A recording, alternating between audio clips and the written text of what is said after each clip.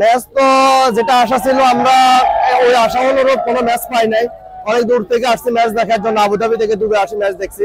ওটাও দুঃখ ছিল না যদি আমাদের একটা ভালো পারফরমেন্স হইতো, তাও আমাদের ভালো কোনো আশানুরূপ পারফরমেন্স আমরা পাই নাই। তার মধ্যে আমাদের টপ অর্ডারের যে ব্যাটসম্যান গুলো ওরা একবারে আমাদেরকে একবারে নিরাশ করছে আমাদেরকে, ওদের থেকে আমরা ভালো কোনো পারফরমেন্স পাই নাই। আর আজকে যেহেতু ইন্ডিয়ার সাথে ম্যাচ, আমাদের এখানে যারা টিম সিলেকশন করে এদের প্রয়োজন ছিল যে নাহিদ রানাকে রাখার জন্য। এরা নাহিদ রানাকে না রাখি মুস্তাফিজকে রাখা একটা অনেক বড় ভুল করছে। আপনি যদি ম্যাচের স্কোর দেখেন মুস্তাফিজ অনেক বেশি রান দিয়েছে, 50+ প্রায়।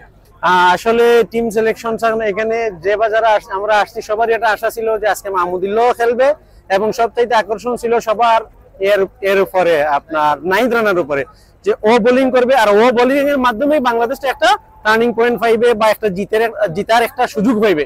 কিন্তু আজকের ম্যাচও আমরা ডাইরেক্ট ম্যাচ দেখছি, পুরোটা ম্যাচের মধ্যে 5টা উইকেট চলে গেছে, তাও ভালো। কিন্তু তৌহিদ হৃদয় এবং জাকির আলী খুব ভালো ব্যাটিং করছে। তারপরে আমরা ছোটখাটো একটা টার্গেট দেওয়ার পরে যতটুকু ফাইট করছে, যদি এই ম্যাচে থাকতো নাহিদ রানা তাইলে অনেক কিছু হওয়ার আছিল।